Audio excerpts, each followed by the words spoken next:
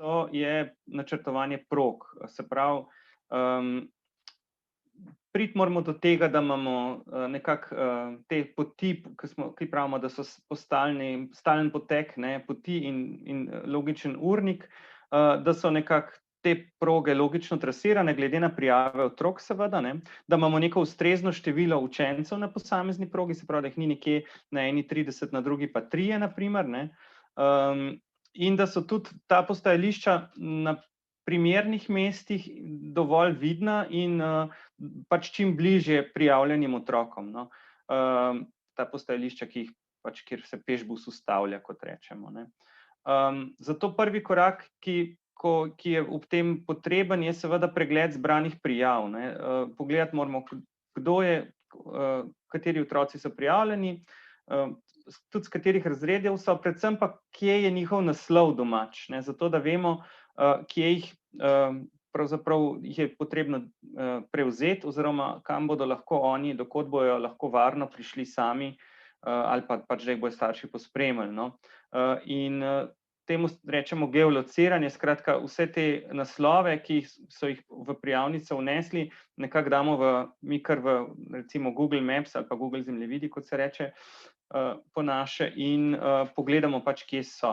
In potem dobimo takole eno tako sliko, kjer včasih kakšna hecna izjema pade ven, ker ima nekdo nek naslov prijavljen nekje drugje, in pol tiste starše, tako tlele vidite na desni strani, pač pokličeš in rečeš, kako ste si pa pravzaprav vi to predstavljali, bi tam mi morali dvigant, prevzeti vašega otroka, ali in pol razložijo, da ne, da recimo to so, ne vem, ločeni starši, en je pri očetu ima naslov, pa v resnici pa bi tistih tednih, kadar je pri mami, ali pa kaj takega, no, ali pa bi jih pripeljali v resnici do ene poti, ker so si tako želeli, da bi vsem bili zraven, sicer pa živijo nekje dlje. Skratka, neke te izjeme so, ki jih je treba preveriti, recimo, ne. Potem, ko te stvari razčistimo nekako, pa seveda je najbolj pomemben korak, da naredimo progo tako, da ni predolga, ampak da se vseeno čim bolj približa vsem naslovom, no. Zdaj, mogoče v enih majhnih krajih je to malo bolj pač banalno, ni veliko možnosti, ampak recimo v malo večjih mestih, v Ljubljani je pa to že bila tema, no, ko smo se ta prvič lotevali, pa tudi v Gorici se spomnim, že ko greš čez eno naselje, pravzaprav se poskušaš otrokom čim bolj približati, no. Tako da pol naslednji korak je bilo testiranje potrebnega časa, tu za bici vlak je mogoče to še malo težje, peš se lažje predvidi, koliko časa pravzaprav se hodi, pri bici vlaku je pa kar treba malo poskusiti, no, in to tudi tako, da gre po možnosti z vami en otrok takrat, ko testirate, ker seveda se oni malo drugače obnašajo na cesti kot odrasli, no. Tako da, no, pa saj to so pravzaprav take logične stvari, no. Potem smo mi pripravili neke zemljevide, pomagali smo si pač, kakor smo znali, to lahko na roko narišemo, lahko v nekih teh grafičnih programih, lahko kar v Google zemljevidih, kakor pač za nas je bilo fino, da smo to lahko otrokom dali z roko oziroma staršem, da so si približno predstavljali, kje so še, oziroma kje so druge postaje in da so videli, kje se pač te proge potekajo, no.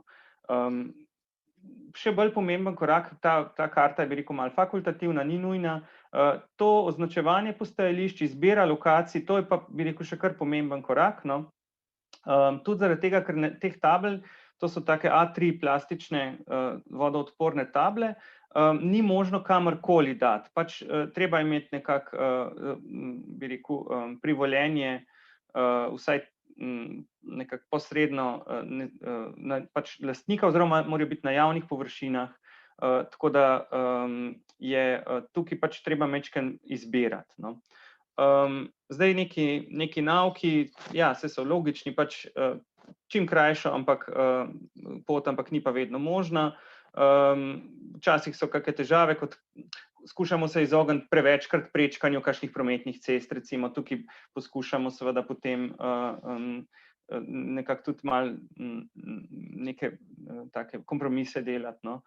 Dolžine so zelo različne, no, tukaj smo pravzaprav malo se naučili, da ne smemo biti preveč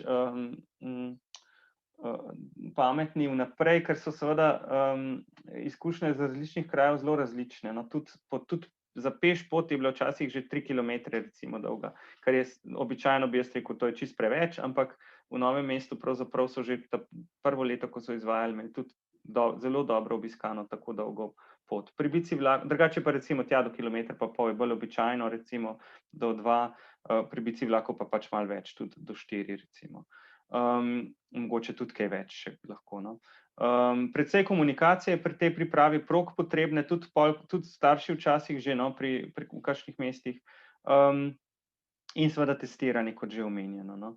Označevanje postajališč, no, je pa včasih lahko tudi na kakšno ograjo pripnemo, ampak takrat se je pa seveda res treba zmeniti z lastnikom tiste ograje, medtem ko recimo na prometne znake ni dovoljeno, ker je pač to načeloma ne, no, ker je pač to ne bi bilo varno, no, prometno varno. Tako da, ampak tukaj so različne izkušnje, kako se upravljavci dogovarjajo, no.